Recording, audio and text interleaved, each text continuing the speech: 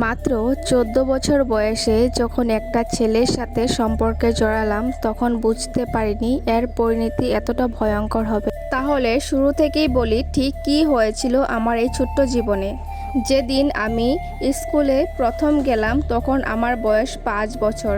প্রচণ্ড রকমের কথা বলার অভ্যাস, অল্প সময়ে মিশে যাওয়ার ক্ষমতা থাকায় অল্প দিনেই কয়েকজন বন্ধুবান্ধব হয়ে গেল আমার। স্কুলে ভর্তি হওয়ার পর আমার বাসায় থাকতে ইচ্ছা করতো না, কারণ স্কুলে যে অনেক বন্ধু আছে আমার, ওদের সাথে কাটানো সময়গুলো নিঃসন্দেহে সেরা সময়।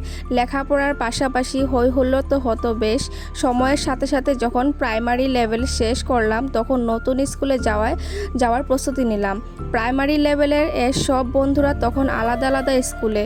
যোগাযোগ করার অনেক উপায় থাকলেও যোগাযোগ করা সম্ভব হয়নি আর। আমি ভর্তি হলাম গার্লস কলেজে। মেয়েদের সাথে পরিচয় হওয়ার পর বুঝলাম কিছু কিছু মেয়ে খুব একটা সুবিধার নয়, তাই তাদেরকে এড়িয়ে চলা শুরু করলাম। স্কুলে কোচিংয়ে তেমন বন্ধু আর পাইনি, কারণ আমার প্রাইমারি লেভেলের বন্ধুগুলোর মতো আর কেউই না। এর মধ্যে হাতে ফোন পেয়ে গেলাম। নতুন ফোন পেলে যা হয়, ফেসবুক আইডি খুললাম। তখন ফেসবুকে এত কিছু বুঝতাম না।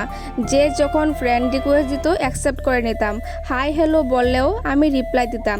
একসময় ফেসবুকে আসক্তিতে পরিণত হলাম, সারাক্ষণ ফোন নিয়ে থাকতাম। ঘরের সবাই বকা দিলেও আমি সেই বকা শুনতাম না। একদিন রাগ করে মা ফোন ভেঙে ফেললো। অনেক কান্না করলাম ফোনের জন্য, খাওয়া পর্যন্ত বন্ধ করে দিলাম। মা না পেয়ে ফোন ঠিক করতে নিয়ে গেল, কিন্তু ফোন ঠিক হলো না। আর বেশি খারাপ লাগা শুরু হলো। অবশেষে বটন ফোনের ফেসবুক লগ ইন করলাম, আবারও শুরু হলো ফেসবুকিং। এর মধ্যেই একটা ছেলের সাথে পরিচয় হলো আমার। পরিচয়টা ফেসবুক থেকেই। কথা বলার শুরু থেকে আমার ভীষণ ভালো লাগতো ওকে। সে আমাকে ফেসবুক ফ্রেন্ড ভাবলেও আমি ধীরে ধীরে তাকে পছন্দ করতে শুরু করি। পছন্দ থেকে ভালো লাগা শুরু হলো। একটা সময় গিয়ে বুঝতে পারলাম আমি তাকে ভালোবেসে ফেলেছি।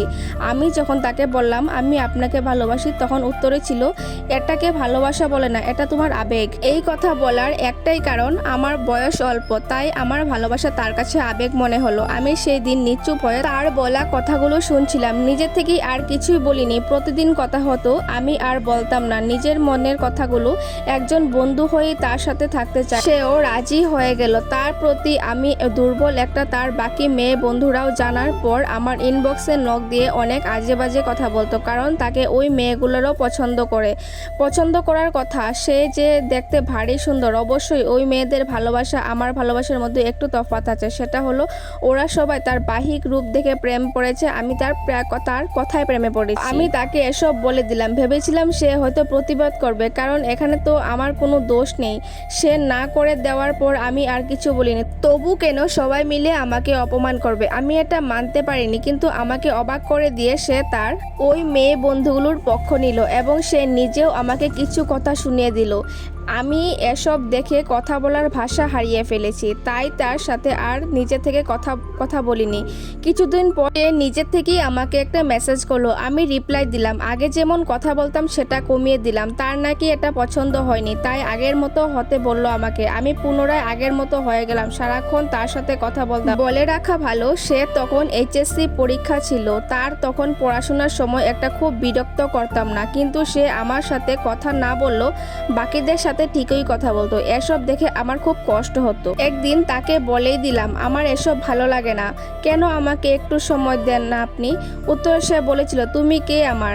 তুমি আমার কেউ না, কিন্তু ওরা আমার বেস্ট ফ্রেন্ড, তাই আমি ওদেরকে সময় দেব। স্বাভাবিক। তার কথাগুলো শুনে আমি কান্না করতাম। এত কিছুর পরেও কথা বলতাম আর না, সবার মতো ভালোবাসি করতাম না, শুধু কথা বলতাম, তার খোঁজ খবর নিতাম, কারণ তার সাথে কথা না বললে আমার একদমই ভালো লাগতো না।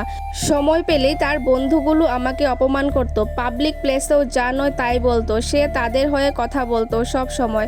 এসবের জন্য রাগ করে তাকে আমি ব্লক করে দিয়েছিলাম। ভেবেছিলাম আর কথা বলবো না, কিন্তু সে তার অন্য আইডি দিয়ে আমাকে মেসেজ করলো আর সরি বলল। আমিও তার সরি শুনে সব ভুলে গেলাম। আবারও শুরু হয়ে গেল আমাদের কথা বলা।